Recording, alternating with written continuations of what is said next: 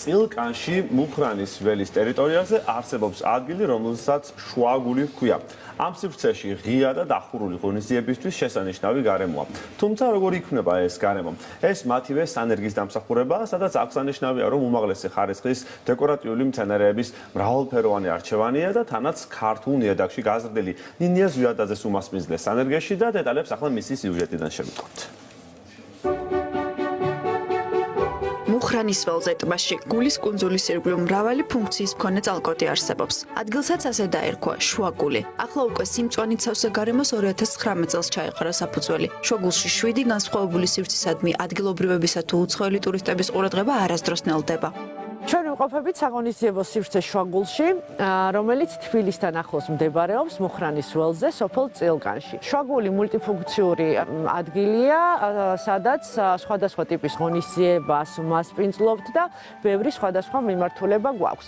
ერთ-ერთი მიზეზი, რის გამოც გახდა შუაგული პოპულარული, მისი ულამაზესი კარ-მიდამო, ბაღი და უნიკალური მცენარეებია. შესაბამისად, ზუსტად შუაგულის სანერგის პროფესიონალების დამსახურება და დღეს ისინი მოგვიყვებიან უფრო დეტალურად თუ რა განაპირობებს ამ მცენარეების უნიკალურობას და პოპულარობას შესაბამისად მომხმარებლებში.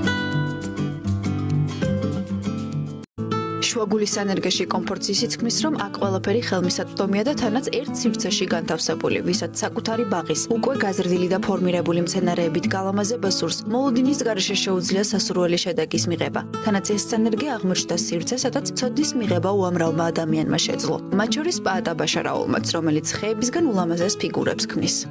დაარსების დღიდან მუშაობ შუაგულის სანერგეში, სულ მინდოდა რომ მესწავლა ფორმირება მცენარის, ძალიან დიდი ინტერესი მქონდა და შუაგულის სანერგემ მომცა ეს შესაძლებლობა. მე ვარ ახალგორიდან დევნილი.